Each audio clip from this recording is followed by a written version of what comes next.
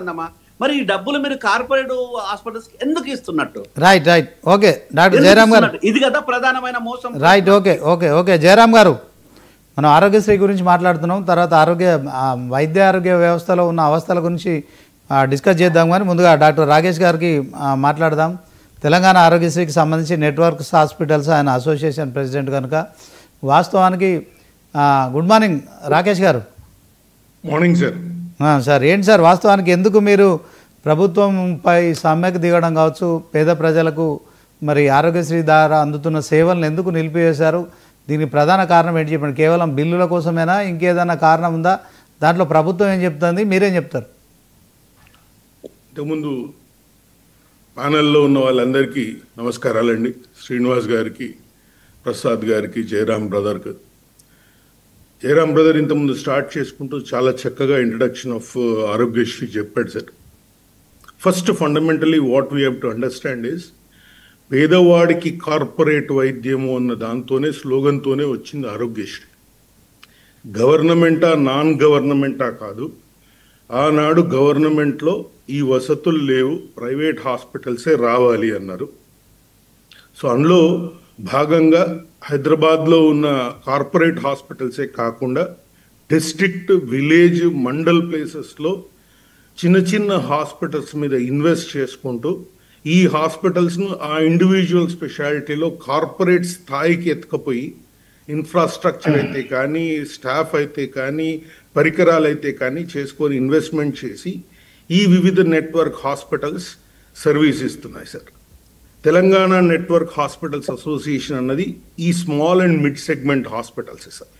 ఇవి ఎక్కడ ఉంటాయి అంటే విలేజెస్లో, ఇంతకుముందు చెప్పినట్టు మండల్స్లో అండ్ గ్రామీణ ప్రాంతాల్లో ఉంటాయి. వీటిలలో అడ్వాంటేజ్ ఏంటి అంటే పేషెంట్కి ఇంటి పక్కకు ఉంటుంది, దాదాపు లిటరల్గా చెప్పాలి అంటే అందుబాటులో ఉంటుంది. ప్రతి పేషెంట్ హైదరాబాదో, ఉస్మానియానో, లేకపోతే గాంధీకో, టిమ్స్కో, నిమ్స్కో, లేకపోతే వరంగల్ ఎంజిఎంకో వెళ్ళాలి అంటే నర్సంపేట నుంచి 40 కిలోమీటర్ల దూరం వరంగల్, నర్సంపేట నుంచి 150 కిలోమీటర్ల 200 కిలోమీటర్ల హైదరాబాద్. అక్కడికి పేషెంట్ ఇవాళ వస్తే 4 రోజుల తర్వాత ఇన్వెస్టిగేషన్స్ అయ్యి ఆపరేషన్కి వస్తుంది. వచ్చిన తర్వాత ఈ పేషెంట్ 10 రోజులు అక్కడ ఉండాలి. ప్రతిసారి రాను పోను అంటే వరంగల్ నుంచి అక్కడ దాకా పోవాల్సిన అవసరం వస్తుంది.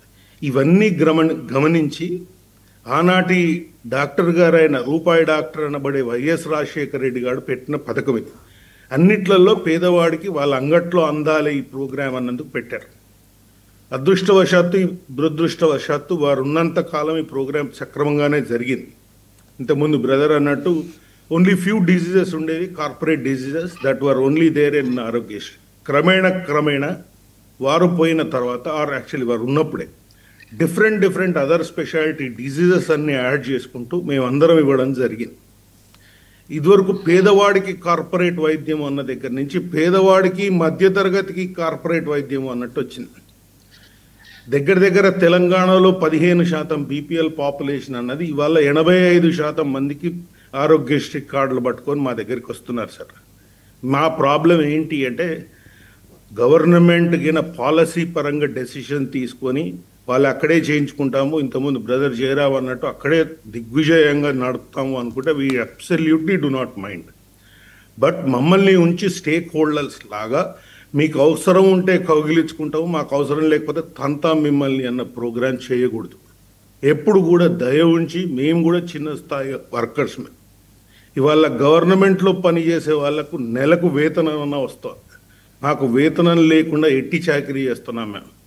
లిటరల్గా every year since more so ఇది అయిపోవడంతోటి ఈ ఆరోగ్యశ్రీ పేషెంట్స్కు ఎంప్లాయీస్ని యాడ్ చేశారు, జర్నలిస్ట్ని యాడ్ చేశారు.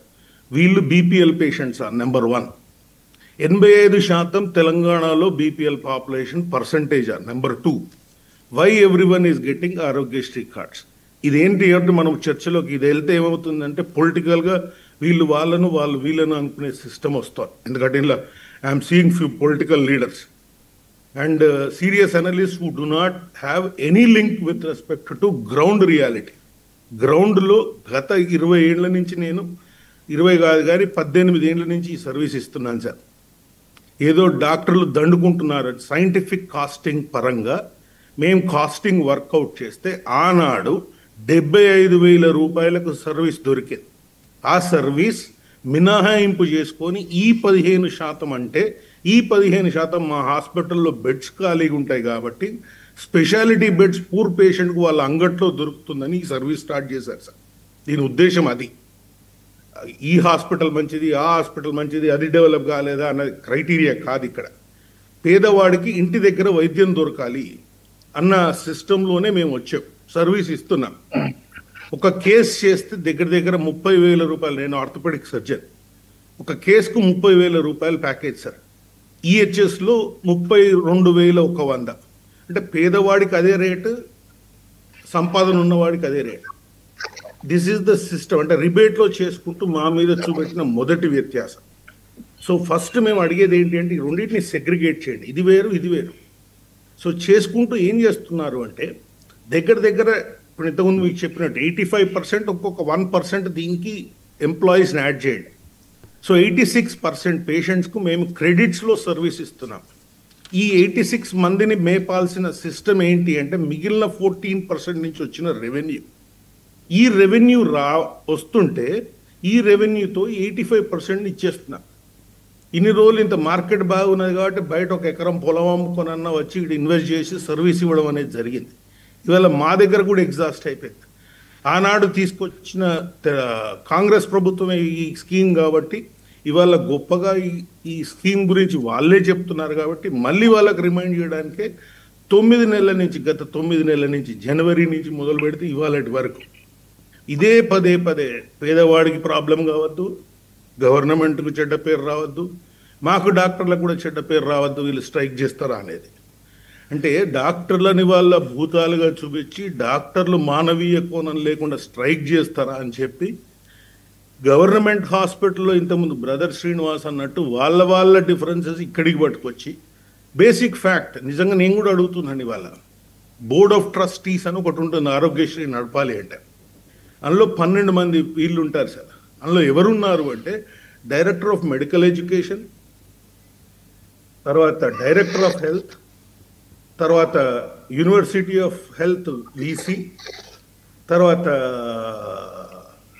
ఆయన పేరేంటి వైద్య విధాన పరిషత్ చైర్మన్, ఒక 3-4 ఐఏఎస్లు, తర్వాత రియల్గా ఆరోగ్యశ్రీకి సంబంధించిన ఒక 4, CEO Aarogyasri health care trust, finance secretary, health minister, finance minister, superseded by our chief minister whoever. వీళ్ళు 5 తప్పించి ఆ బోర్డులో ఇంకెవ్వరికీ సంబంధం లేదు సార్.